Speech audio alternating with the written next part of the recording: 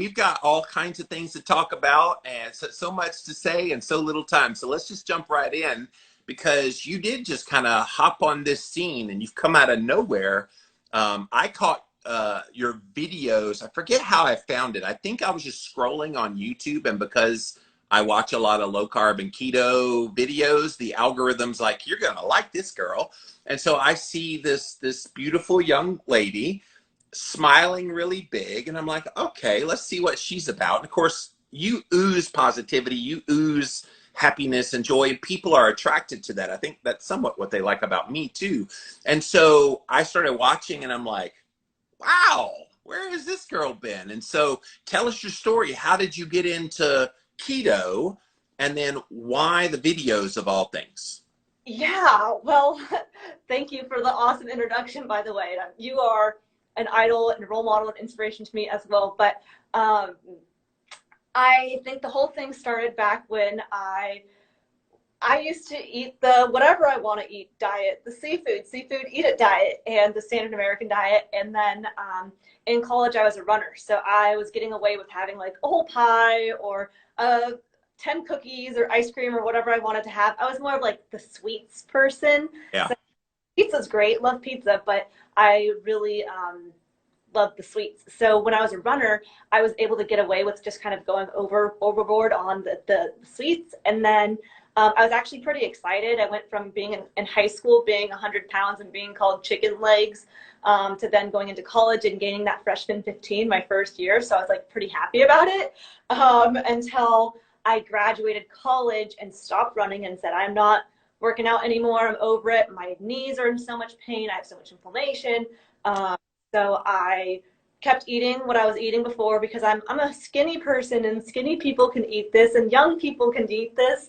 And then slowly started seeing the muscle that I had gained from college turn into fat from not working out. And then just got really into, I was living in Hawaii at the time, and I lived like right down the street from Krispy Kreme donuts. So if work didn't buy them, I was buying them. And then ended up finding my partner, Bryce, who he was super supportive of whatever I wanted to eat. If he was like, oh, you want a donut? Let's go get you a donut. But he was more of just leading by example rather than telling me like, it's pretty bad for your health.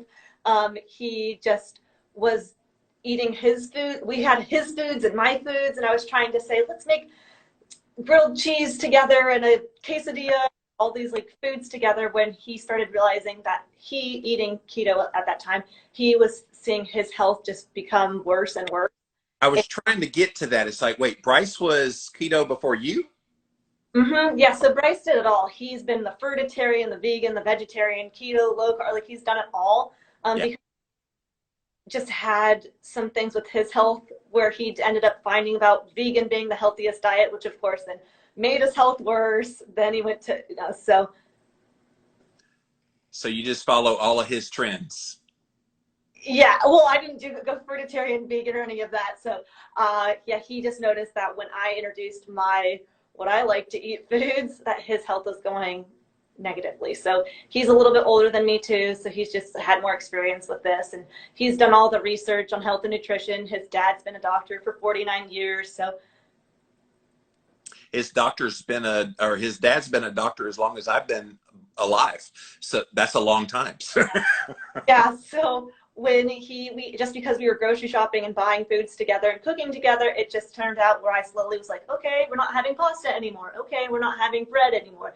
And then I just was always so jealous. I like looked up to him and admired him, that as somebody who loved sugar so much, I'm watching you on my laptop, and it's like delayed. So I'm sorry if it's like I'm cutting you off, because I can't even tell if you're talking at me. But anyway, I was always just jealous that I would say like, oh, don't you want a deep fried Oreo, or don't you want ice cream? And he'd be like, no, I don't want any of that. And I thought, you're missing out, dude. Like, you're not living life if you're not having these things. But then like low key, I was thinking, oh no, I'm missing out on like not needing that. So such a mind shift when you first hear about keto. And one of the fun things I've started doing just this week, thanks to my friend Brittany, is I'm doing TikTok videos. And I thought, okay, I don't dance because nobody wants to see Jimmy Moore dance. And I don't do some of the weird stuff that's on there. But I thought, okay, Sean Baker does all these little funny reaction videos. I could do that with keto, people ditching on keto. So I started like looking some up. I'm like, oh yeah, I can do this. So I get it. Like you have all these people that have these notions about what keto is. And then I know you do this a lot in your videos where it's just basic stuff. Like it goes back to calories. It goes back to how can you eat all that fat? It goes back to you'll never have a piece of fruit ever again. And fruit is healthy. I mean, all these little negative kind of connotations of what keto is. And they miss the point. The point isn't rules and regulations. It's about what's best for you. And some people can have mangoes and apples and stuff on their keto. Other people, they just smell that and they'll gain weight. And so that's one of the challenges, and it sounds like it was a challenge for you, kind of wrapping your head around this thing when you first heard about it. Yeah, one, and you're so right too that when people they ask me questions like, what about blueberries? What about this? What about that? And like going through every single fruit and vegetable and what I think and what's okay, what's not okay, and it's all just dependent on the person themselves. So I just found with me once I initially just removed grains, I couldn't give up all the sugar yet, and then once I eliminated, I did a challenge for myself. I said I want to do 30 days with no dessert, no sugar, and so. I did that and I was like, I can't believe I thought I was going to die if I didn't have some dessert. I literally used to take it with me traveling. Like I traveled all over Europe and South America. So I would bring with me dessert, or if I went to go sleep at somebody's house when I was a kid, or I would always had a Snickers bar or something just in case, because God forbid I go a day without having dessert. And then after I did it for a month, I was like, this is awesome. Like I want to keep going. And think about it. Like, dessert is a very American culture thing, because I've also been to many countries with all the speaking opportunities with the keto stuff. And I'm just amazed. Yes, there's sweet things available, mostly for the American tourists, to be honest. Most of the people that live in, say, Italy, Australia, there's just not this sweets culture like it is in America. And even circa 50, 60, 70 years ago in America, a sweet treat was like you had a 6-ounce Coca-Cola once a month. That was a sweet treat that you got to enjoy as a kid. Now, even adults think, oh, I just need to constantly be hitting that sweet spot on the tongue to make the brain fire. That is so abnormal from the way our bodies were made to work. Yeah, and it's kind of sad too, because I obviously have people in my life who have kids, and just like, now that I know things that I know, because at a time when you're a kid, you just want it to have sugar, or you just want to have ice cream, and that's okay. But then now as an adult, I look at it and I look at, people feeding their kids foods where I'm like, it's like, we don't want our kids to be missing out on the experience. We don't want our kids deprived. You don't want them deprived. Yeah, that one is a funny one. And we're going to get into your videos here in a minute, but I feel like we make excuses for parents to give their kids all this crappy garbage, is the term that I came up with, because, well, we don't want them to feel left out. Well, they go to school and they see all their friends having it, everybody else is having it. And I don't think kids need to be keto. Let me make that real clear. I don't think kids need to be eating keto. I think the preponderance of their diet should be real whole foods of all kinds, starchy, sugary, fruity, all the things, along with fat and protein. That way their bodies get used to knowing what healthy nutrition looks and feels like. It's going to help them grow properly. It's going to have all the kind of basic essentials of making them amazing adults when they become an adult. And so that's what's missing now. All the things that we give kids as food is anything but food. Yep, exactly. Yeah, I just watch kids in my life be eating red vines for breakfast, a granola bar for breakfast. It's like, oh boy. I mean, I ate those things too, and I turned out okay, so it's not the end of the world. But the goldfish, that one was the big shocker. I lived with a Navy couple when I was in grad school, and they had 3 young kids, and they had goldfish, and they had all these little snack things. And it's just like, and even the ones that think they're being healthy, they give them like a granola bar-ish or the fruit roll-up. Oh my gosh, I read the label of fruit roll up, and I wasn't even into nutrition at the time. And I'm going, holy crap, look at all the sugar in this. Well, it's natural from fruit. Yep, exactly. Well, even just talking about snacking reminds me of all the times where I was just like snack, snack, snack, snack, snack, because it's just that's what you do. And then now people ask me like, oh, what kind of snacks can I eat? And I'm like, snacks? People eat snacks? And it's just because you get used to like eating a certain way or doing a certain thing. You forget. It's Like I haven't had a soda in probably 15 years, so I'm like, people still drink soda? it's not just what you do, it's what's encouraged for you to do.